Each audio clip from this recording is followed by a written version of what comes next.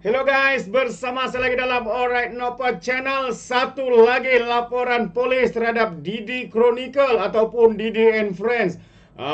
Dikatakan kalau beliau disiasat, dibicara dan juga kalau didapati bersalah, warga maya mengatakan IC beliau bakal ditarik balik dan dihantar ke negara asalnya. Jadi itu antara kata-kata ataupun komen-komen daripada warga maya, warganet di luar sana yang kelihatannya begitu berang dengan pempengaruh influencer dan pro kepada Perikatan Nasional dan juga pembangkang ini. Jadi sahabat semua, sekali lagi saya membawakan Anda satu lagi video untuk selepas mereka membuat laporan polis, mereka telah ditanya oleh para wartawan apakah sebenar laporan polis yang dibuat oleh mereka ini. Jadi mari kita tonton bersama video ini sahabat-sahabat semua. Okey. Oh, ya. Tunggu ya. Okey.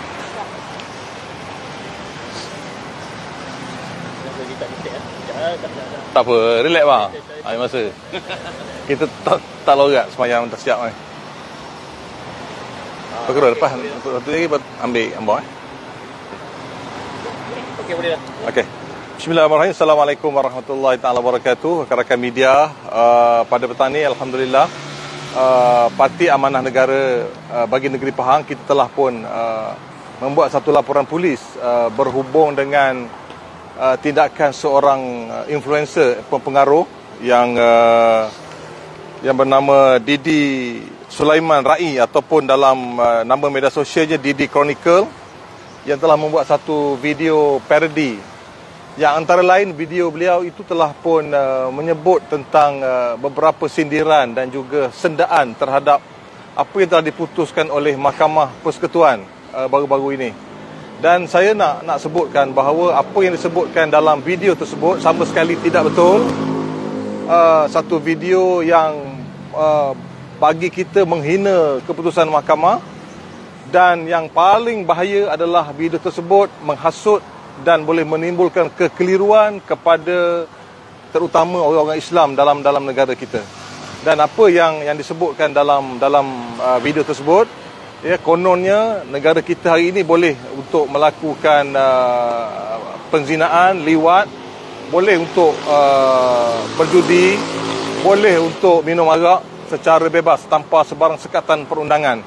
Jadi apa yang dipaparkan dalam video tersebut sama sekali tidak betul dan boleh diambil tindakan di bawah banyak undang-undang, antaranya Akta Hasutan, Akta SKMM dan juga Akta Kesalahan Mahkamah, Akta Kesalahan Enakmen Syariah Negeri-Negeri. Jadi saya nak sebutkan pada hari ini kita daripada Parti Amanah Negara Negeri Pahang sangat serius.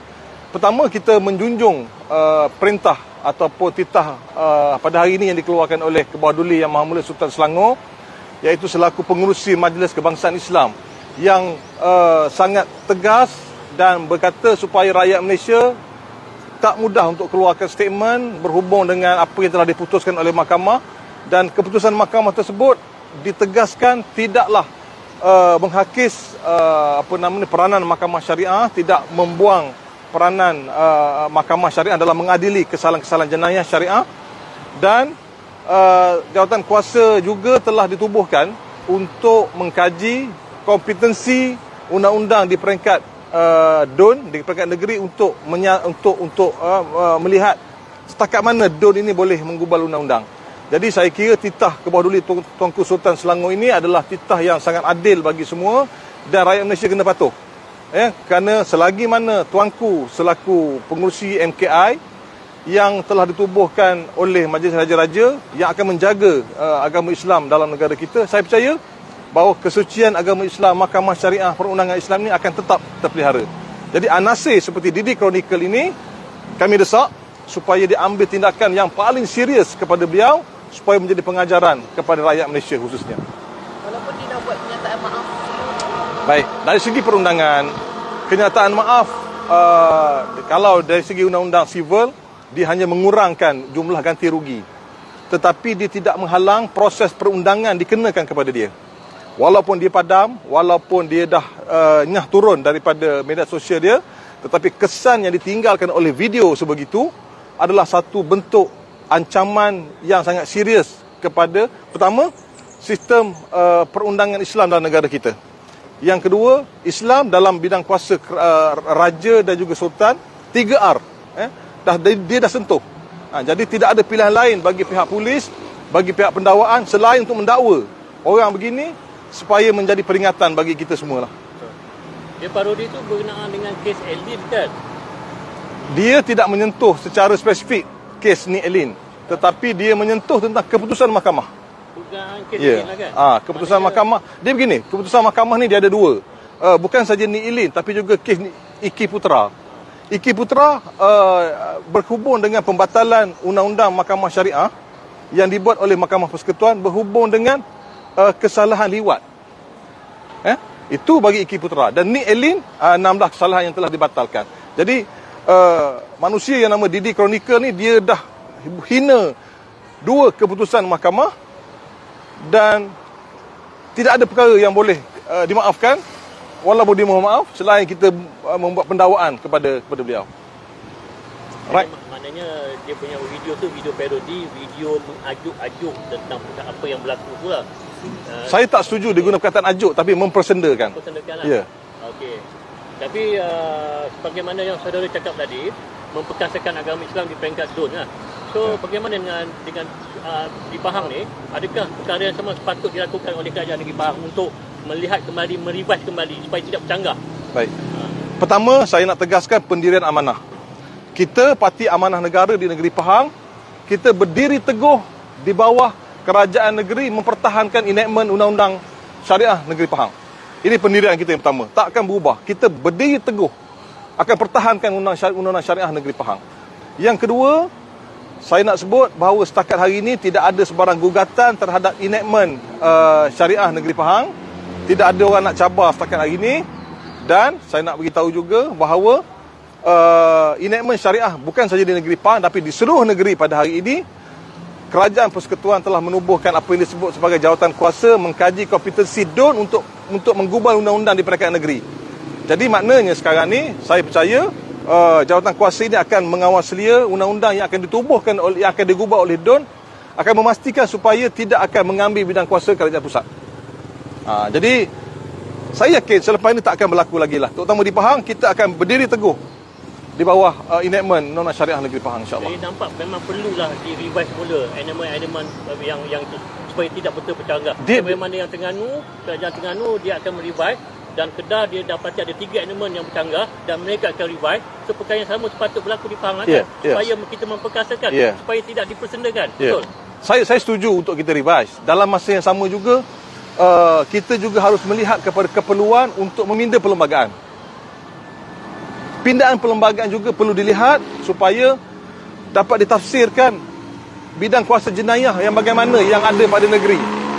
Bidang kuasa jenayah yang bagaimana yang boleh dibuat oleh kerajaan pusat supaya dapat diharmonikan. Hari ini saya nampak kes yang berlaku kepada Ni Elin dan Iki Putra ni satu teguran kepada perlembagaan Malaysia, yang perlembagaan Malaysia tu dah dibuat pada tahun 1956. Bukan waktu Anwar Ibrahim jadi Perdana Menteri dibuat, tapi telah berada pada tahun 1956 lagi, di mana undang-undang tu dah lama. Kemudian enactment ini baru dibuat 10-20 tahun kebelakangan ini, sudah tentulah ada pertembungan-pertembungan.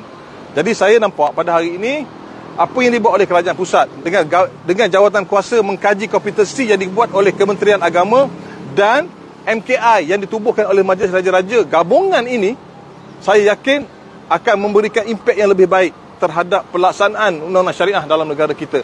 Berbeza sewaktu kes Iki Putra, kerajaan pada ketika itu dia tak buat apa-apa pun. Walaupun tak jadi apa ni pencelah dalam mahkamah pun tak jadi, amicus curiae pun tak jadi.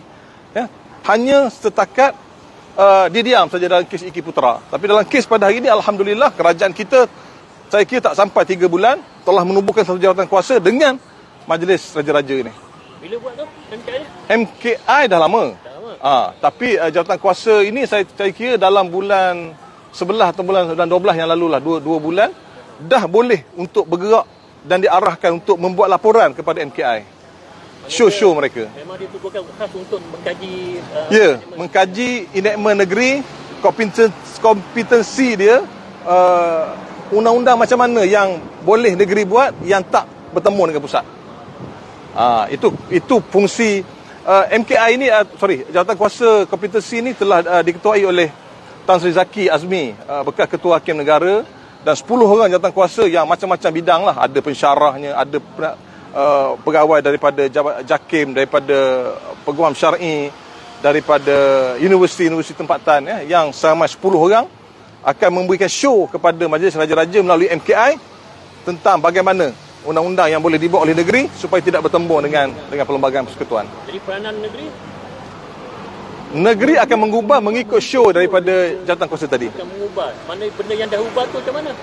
Selagi tak dibatalkan, terpakai. Maknanya kalau takut didapati, patut diubah sendiri ke ataupun diubah sesuai supaya kena dengan kaedah perusahaan? Setakat hari ini saya tak nampak lah.